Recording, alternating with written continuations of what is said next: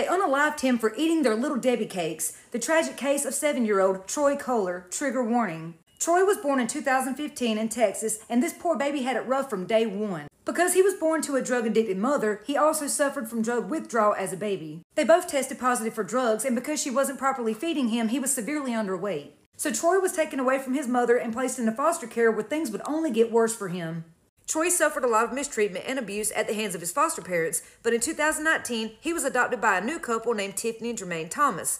But sadly, things would not get any better for him. Soon after moving in with Tiffany and Jermaine, Troy suffered mysterious injuries. He always had some kind of bruise, cut, or scrape that no one could explain. In late 2021, someone reported that Troy had a black eye, but his parents told CPS that Troy had fallen off his bed and hit his face on the nightstand. In January of 2022, CPS received a report that Troy had bruises around his eyes. When they interviewed Troy, he said that he was playing with his cousin and his cousin accidentally hit him in the face with a toy. But when CPS spoke with his parents, his father Jermaine told a different story. He claimed that Troy's cousin threw a football and accidentally hit Troy in the face. The problem was, Troy's injuries were not consistent with either of their stories, and Troy could not give specific details about this cousin or what toys they were playing with. Someone else called CPS and reported that Troy had burn marks on his body, but when CPS questioned his parents, they claimed he got those burn marks back in 2020 at a family gathering. The caseworker also noted that Troy was flinching during his interactions with CPS investigators.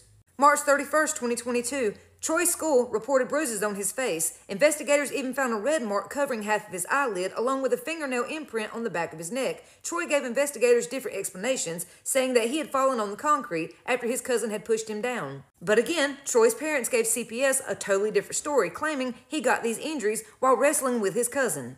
Why didn't the caseworker interview the cousin? They probably didn't even exist or were never around, but CPS wouldn't know because they didn't find them. School staff also told CPS that Troy asked to not bring home his laptop because his father had threatened to break it several times and he didn't want it to get messed up. School staff described Troy as anxious, antsy, skittish. He always flinched anytime you came around him. Several teachers reported that he was losing weight. He was always covered in some type of bruise, scratch, or injury that he could never explain, and if he did try to explain it, the story never matched the injury. The teacher said he got to where he was even too afraid to participate, like raising his hand, grabbing food, talking with other children, answering the teacher, or going to the bathroom. He was just scared. Now, the caseworkers did not take these allegations seriously, and they didn't think he was in danger. The safety assessment from January's investigation was determined as low risk. The second investigation, which was closed in May, bumped the risk assessment up to moderate, and they still left him in their care. CPS in Texas has a long history of not protecting children. They have a horrible reputation. July 2022, 5:19 a.m., the Harris County Sheriff's Office was dispatched out to the home of Tiffany and Jermaine concerning a missing child. Now, Jermaine and Tiffany both claimed that Troy was missing. He'd either been kidnapped or he ran away from their home, but the police got a hold of the neighbor's security footage, and that proved that they were both lying because Troy was seen playing in the yard and going back inside of that house. He never left that house alive. Jermaine claimed he hadn't seen Troy since the day before, and Tiffany claimed she seen him right before bedtime before she left the house.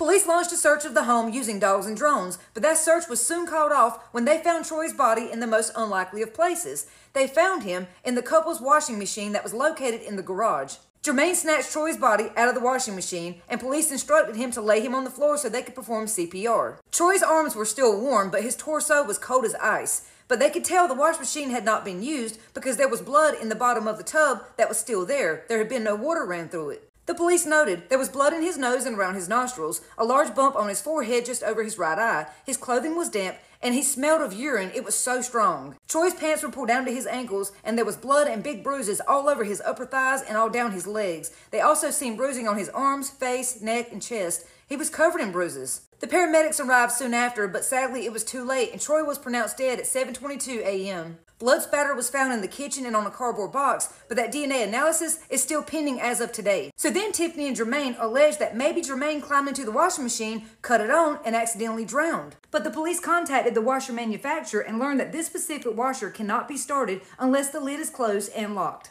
So if Troy climbed on the inside and shut the lid, someone would have had to have been on the outside to press the start button. There's no way possible that Troy could have done this from inside the washing machine. But the police knew the washer had not been started because when they found Troy's body, there was blood in the bottom of the tub. There was no presence of any water at all. Police also thought it was weird that the couple quickly moved out of that home after Troy's body was found, even though they had just purchased that home. Trigger warning, we're going to talk about Troy's autopsy. The medical examiner concluded that Troy had died from asphyxiation and possible drowning. There was watery mucus found in his sinus cavity. Troy had many injuries that were old and new and were in various stages of healing. He also suffered from both remote and new blunt force trauma. So the medical examiner ruled Troy's death as a homicide. Now, the couple were both brought in for a police interview, but they both told so many lies that it contradicted what they had told police earlier at the house. But in Jermaine's second interview with the police, he now claimed that on July 24th, he was disciplining Troy by hitting him on the butt, and because Troy was jumping around, he accidentally hit him in the back. We think Jermaine told the police that because he knew they were going to get the autopsy results back and see that Troy had been beaten. But even that story was not consistent with Troy's many serious injuries. Then the police learned about all their CPS investigations and knew that some kind of abuse was going on in this home. Then the police took their phone, and that was where they found very alarming text messages between the two. Tiffany had texted Jermaine that Troy only told her the truth about eating her oatmeal pies after she threatened to put him in the stove and cook him. Jermaine told Tiffany because Troy had eaten his donut sticks, he was going to end up unaliving him and hanging him from a tree. The texts go on and on about how they would get angry every time he tried to eat or drink anything, and then they would beat him for it. Gee, did you ever stop and think that maybe he's taking food because you're starving him and he's getting hungry? It's called survival. It's human instinct to eat.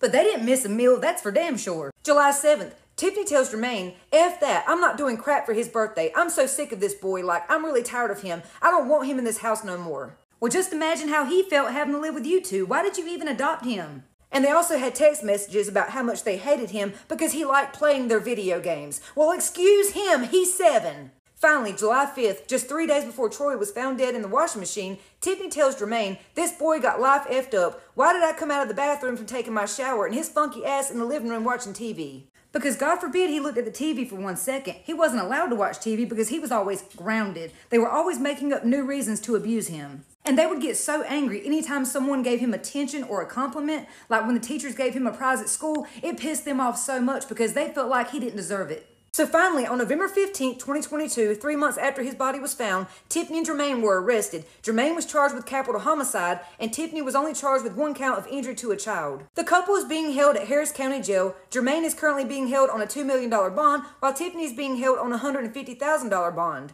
They haven't been to trial yet, but let's hope she doesn't walk free like so many other women do. I feel so bad for his teachers who tried their best to save him. Look at his face. How could CPS leave him in any home looking like that? It makes me so angry because every single one of these kids could have been saved. This could have been prevented had CPS done their damn job.